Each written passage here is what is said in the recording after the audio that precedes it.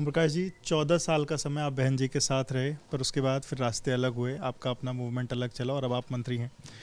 बसपा के साथ तमाम जो लोग पहले से जुटे रहे, वो लोग एक एक करके निकलते गए।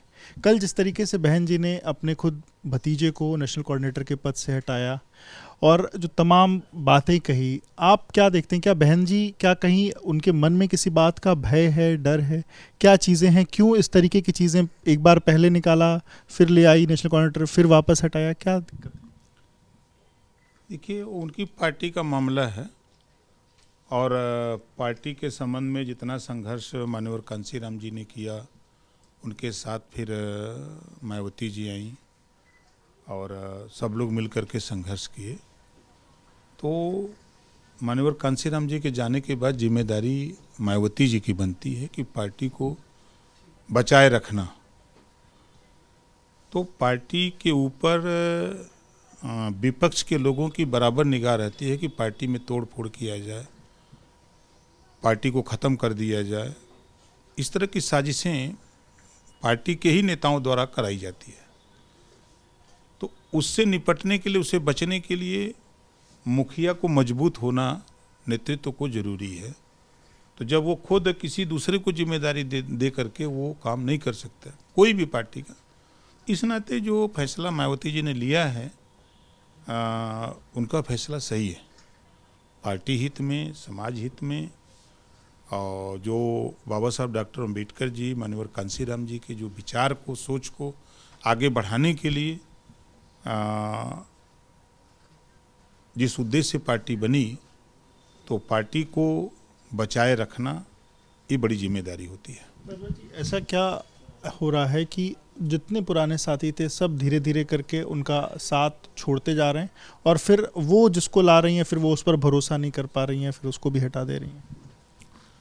देखिए, काम पर किसी को विचारधारा जो बाबा साहब डॉक्टर अम्बेडकर, माननीय कांसीराम जी की सोच पर किसी को लाया जाता है, जब वो उस पर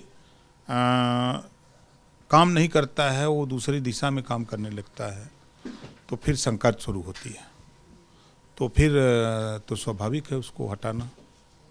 पहले अशोक सिद्धार्थ को हटाया, फिर उसके बाद उनके जो दामाद है और इनके भतीजे हैं उनको हटाते हुए ये कहा कि अशोक सिद्धार्थ की बेटी से इनकी शादी हुई है और हमें नहीं लगता कि वो उनकी मानसिकता से अलग हो पाएंगे, इसलिए पार्टी मूवमेंट के हित में हटाया जा रहा है। तो अपने लोगों पर भी विश्वास ना जता पाना, क्या ये भी कोई कमज़ोरी है? नहीं, देखिए, कमजोरी नहीं है। पार्टी को बचाए रखना सबसे बड़ी जरूरी है। पार्टी रहेगी तभी मायावती जी और बाबा साहब डॉक्टर अम्बेडकर, कांसीराम जी का जो मूवमेंट है उसको चलाया जा सकता है, जिस सोच से बहुजन समाज पार्टी बनी है। और अब वापस से अपने भाई पर भरोसा जताया है, आकाश जी को वापस से नेशनल कोऑर्डिनेटर बनाए, आनंद जी को। वो तो एक बयान दिया है जो हमने देखा कि मेरे जीते जी अब कोई भी पार्टी का उत्तराधिकारी नहीं रहेगा, मेरे मरने के बाद कौन बनेगा वो बात की बात है। मतलब उत्तराधिकारी बनाने का फिर हटाने का फैसला, मतलब उत्तराधिकारी बना के उनका लगता है एक्सपीरियंस अच्छा नहीं रहा है, चीज़ें जिस मूवमेंट के लिए बनाई थी वो चीज़ें ठीक नहीं रही, इस कारण ऐसा करना पड़ा। अब हटाने से तो यही प्रतीत होता है कि जिस जिम्मेदारी को उन्होंने देने की कोशिश की, उस जिम्मेदारी पर वो खरा ना उतरना, इस नाते फिर उस जिम्मेदारी को वापस लेना पड़ता है। कुछ चीज़ें ये भी निकल के सामने है कि आकाश के छोटे भाई ईशान, उनको पिछले दिनों लाया गया था एक मीटिंग में, उसके बाद आकाश आनंद और उनके ससुर जो हैं अशोक सिद्धार्थ, वो इस बात की बैटिंग करने लगे कि ईशान को ना लाया जाए, ईशान को हटाया जाए। इन तमाम बातों से मायावती आहत रही और इस कारण ये फैसला लिया। ऐसी कोई जानकारी हमको नहीं है और ऐसी कोई बात नहीं है। देखिए, जब अगर ये बात जो आप कह रहे हैं कि छोटे भाई के आने के बाद ऐसा, तो अगर वो अच्छा किए होते, जो मायावती जी की सोच पर उनको लाया गया, अगर वो अच्छा किए होते तो फिर उनको क्यों हटाती? चुनाव में भी एक बार हटा दिया गया था, सीतापुर की रैली के बाद मुकदमा हुआ, हटा दिया। हाँ, कोई बयानबाजी इस तरह का हुआ, और चूँकि उनके यहाँ कड़े फैसले होते हैं। बहन जी को पसंद नहीं उनके अलावा कोई और बोले?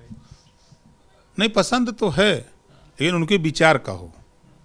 बोले तो कम से कम लगे कि उसमें बाबा साहब डॉक्टर अम्बेडकर जी और कांसीराम जी के विचार झलके, वो लठमार वाला काम ना करे।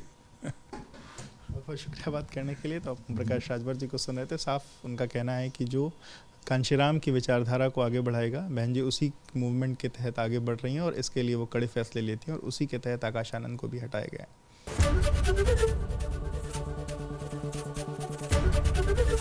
एबीपी गंगा, खबर आपकी, जुबान आपकी।